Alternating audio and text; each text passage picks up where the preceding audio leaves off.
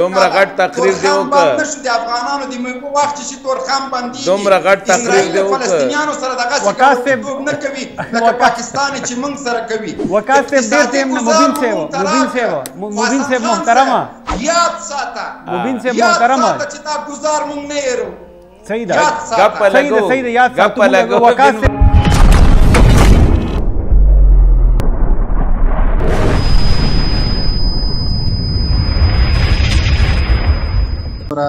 حسن خان ورور چې کومې خبرې وکړلې هغه ته به زه وروسته راشم خو اول به زه ستاسو دغه ځواب ته امیر خان متقي چې کوم باور ورکړی ده ګوره دا له اول تر اخره پورې افغان حکومت چې کوم دلته موجوده نظام ده دا خپله 40 کاله جګړه تېره شوې بیا دلته یو امن راغلی ده موږ نظام خپلواکه نظام لرو الحمدلله هیڅ کله نه غواړو ځکه دا د جنگ زور موږ ته معلوم ده موږ 40 کاله په جنگ کې تیر کړي لکه څنګه چې حسن خان صاحب ویلي چې دلته پاکستان کې په میلیونونو افغانان دي دا د جنگ ښکار شوي دي دا په سوریه کې هم شوي دي په عراق کې هم شوي دي او دا د پاکستان په موږ احسان نه کوي چې دلته موږ افغان مهاجرینو ته پناه ورکړې ده موږ مشترکه خاوره لرو موږ اوس هم د پېښور او د کوزې پښتونخوا د خاورې دعوه لرو او دغه کرښې ته فرضي کرښه وایو نو طبعا به په خپله خاوره باندې افغانان پاتې کیږي په افغانستان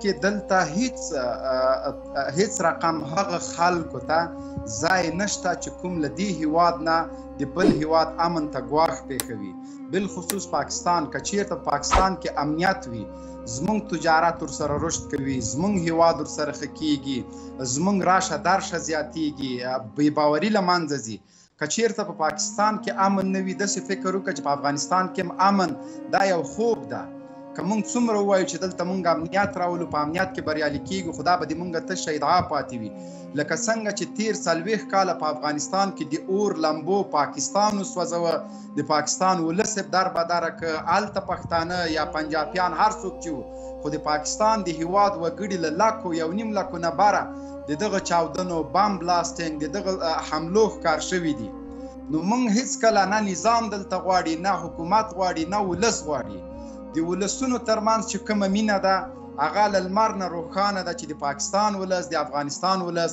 یو له بل سره دوستۍ لري ښېښۍ لري د موږ 4 نسله یا 3 نسله په پاکستان کې غټ شوي دي تعلیمونه یې کړي دي دا چې د پاکستان مرکزی حکومت ناسالمه سیاست کوي خپله ټوله پړه په افغان حکومت باندې اچوي دا د دوی ناکامي ده په افغانستان کې د طالبانو له راتلو وروسته تقریبا د 40 په شاوخوا کې لویې وړې چاودنې شوي چې دلته د مزار شریف گورنر په شهادت ورسېده د تخار معاون گورنر په شهادت ورسېده په کابل کې په عیدګاه جومات باندې د جمعې په ورځ چاودنه وشوه چې لسګونه خلک شهیدان شول په مدرسو باندې چاودنې وشوې په مزه په هرات ښار کې یو لوی عالم د دین په شهادت ورسېده تاسو به کله هم نه وي اورېدلي چې طالبانو دی ویلي چې دې کې د پاکستان لاس ده یا دا خلک له پاکستان نه راغلي موږ عملا پاکستانی بندیان لرو چې دغه 2 کالونه وروسته چې طالبان حکومت راغلی پاکستانی وګړي پاکستانی تابعیت لري د پنجاب د سند د خیبر پښتونخوا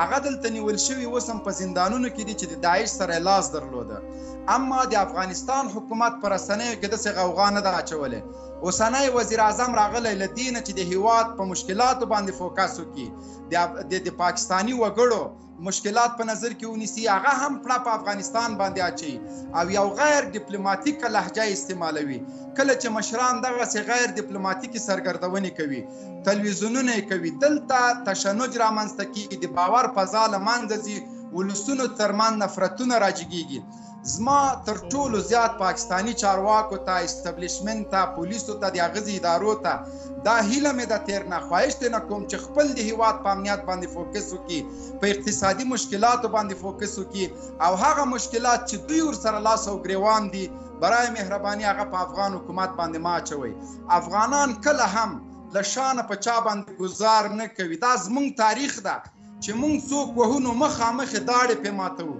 د شا لخوا ګزار نه کوو د شا لخوا همیش ګزار چې کړی ده خپ او چپ د دوست په شکل باندې کړی هغه پاکستان کړی ده د ایران تعلقات له تاسو سره هم ښه نه دي د ایران تعلقات له پاکستان سره ښه نه دي، د هندوستان تعلقات ورسره ښه نه دي، د چین ورسره ښه نه دي. دا اوس د ګوادر د بندر په رابطه باندې چین هلته سرمایه ګذاري کړې ده. تاسو امریکایان راولئ په ګوادر یې ګرځوئ. تاسو څه فکر کوئ چې چینیان تاسو نه ښه خاطره لري؟ افغان حکومت تاسو نه ښه خاطره لري؟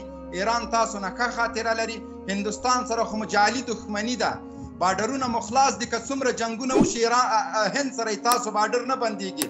یوازینی بارډر چې بندېږي دلته په تورخم او په بولدک باندې بندېږي چې ټولو نه زیات زیان په بلوچستان او په خیبر پښتونخوا کې دغه ولسونو ته رسېږي. د تاسو له کوم هیواد سره تعلقات ښه دي چې موږ ته وایي؟ موږ له ازبکستان سره ښه تعلقات لرو، ښه تجارت ورسره لرو، له تاجکستان سره یې لرو، له چین سره یې لرو، له ایران سره ښه تعلقات لرو. دا چې د اوبو په سر د موږ له ایران سره یو څه مشکلات راغلي وو، هغه مشکلات سفارتي تعلقاتو باندې حل سو. تاسو ولیدل ایران سره زموږ جګړه وشوله اما لار بنده نه شوله. هلته د طالبانو د خوا او د ایران د حکومت د خوا د دواړو له خواونه سکیورټي فورسز کسان دا ووژل شول اما بارډر بند نه شو.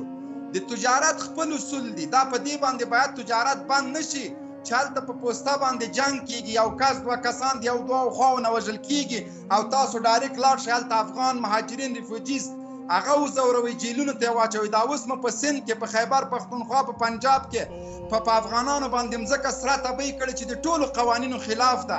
ځکه د افغانانو په سر باندې تاسو ته د نړیوال مهاجرینو سازمان لخوا پیسې درکول کېږي. تاسو ټول بین المللي اصول تر پښو لاندې کړئ، هغه که تجارت کې ده او که په بزنس کې ده. صحیح ده. ګوره یو خبره زه تاسو ته وکړم، خیبر ټي وي له لارې نه زه غواړم چې دغه دریځ خپل روښانه کړم. اول خو باید د دهشتګرد تعریف وشي که نه. زه هیڅکله دا صلاحیت ځان ته نه ورکوم چې ټي ټي پي ته دهشتګرد ووایم. دا زما ذمهواري نه ده او نه د دهشتګردو تعریف تر اوسه امریکایانو کړی ده. اړیکې د پاکستان هغه وخت ښه کېږي چې کله پاکستان خودمختاره هیواد شي. زه پاکستان خودمختاره هیواد ځکه نه بولم، حسن خان صاحب د پاسپورټ او د ویزې خبره وکړله. په 2001 کال کې ملا ضعیف سره هم ویزه وه، هم پاسپورټ و، هم سفارتي دستاویزات و. هغه په پاکستان کې سفیر و.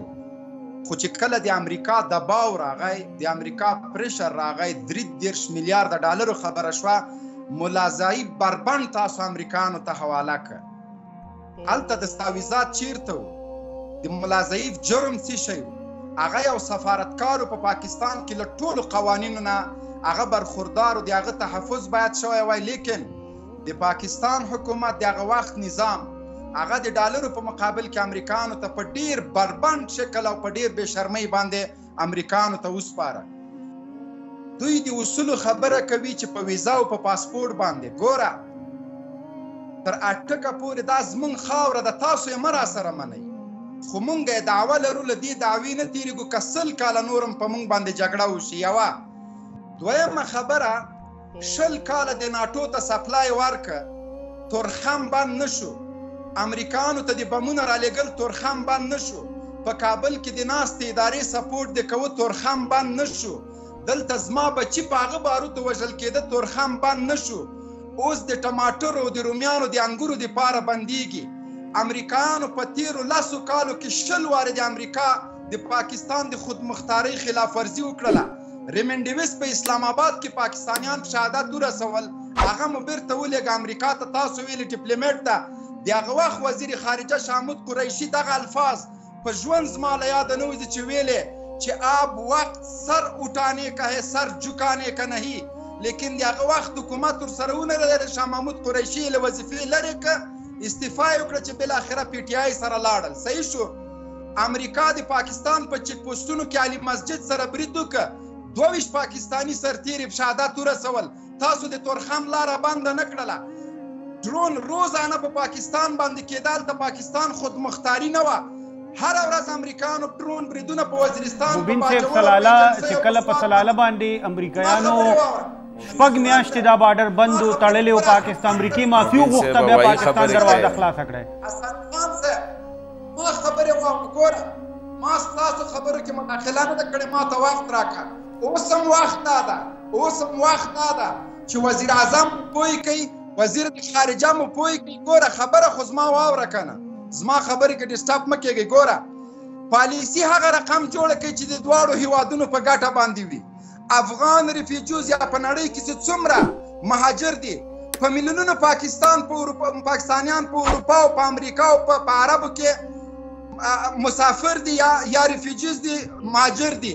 هیچا پاکستان د غلطې پالیسۍ له وجې نه مهاجر نه دي تنګ کړي پاکستانیان.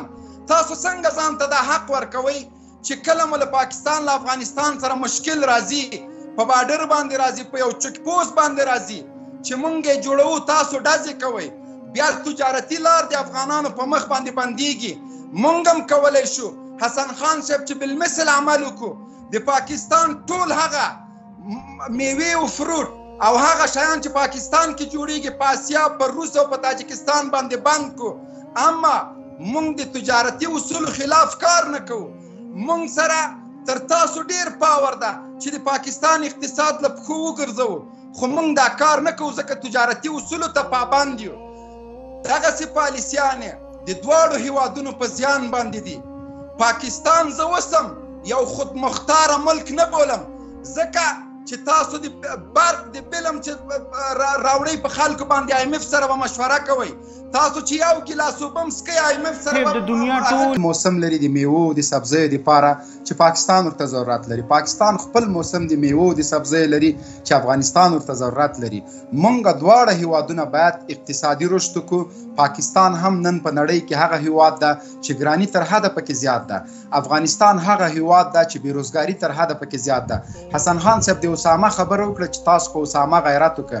وروره مونږ که په اسامه غیرت وکړه تاسو خو نه که تاسو ولې دې حالت ته رسېدلي نه مو ریمنډیوس ته جزا ورکړله نه مو عافیه صدیقي راوستله نه مو نور کوم داسې کرکټر که ایمل کانتي مو په خپل امریکانو ته ورکړه نو تاسو خو هم د جاپان سره سیال نه یې.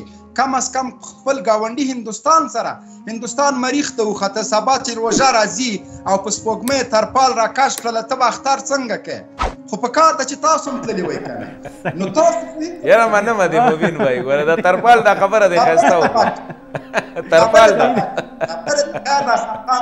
خبرې ته واچوه. تاسو خو کم از کم په کار ده چې تاسو خو لږ اقتصادي پرمختګ کړی وای نن به مونږ هم سره کوو. بله خبره حسن خان صاحب خو هجرت نه مو خلک بدل کړی دی. هجرت نه مو خلک پرېښی. حسن خان صاحب یوه خبر زما واوره مونږ او تاسو باید واقعا لکه ورونو غوندې حسن خان صاحب مونږ دواړه هیوادونه باید لکه ورونو غوندې ژوند وکړو. تجارت ته رشد ورکړو. ته زما په تاوان خفه شې زه ستا په تاوان. باور په خدای وکړه مونږ په آسیا کې به حسن خان صاحب مونږ هغه هیوادونه شو دواړه چې زمونږ د مقابلې به څوک نه وي. اوس زه ستا اټم بم څه کوم چې ته ځان نسې پې ساتلی ته به هغه ترهګره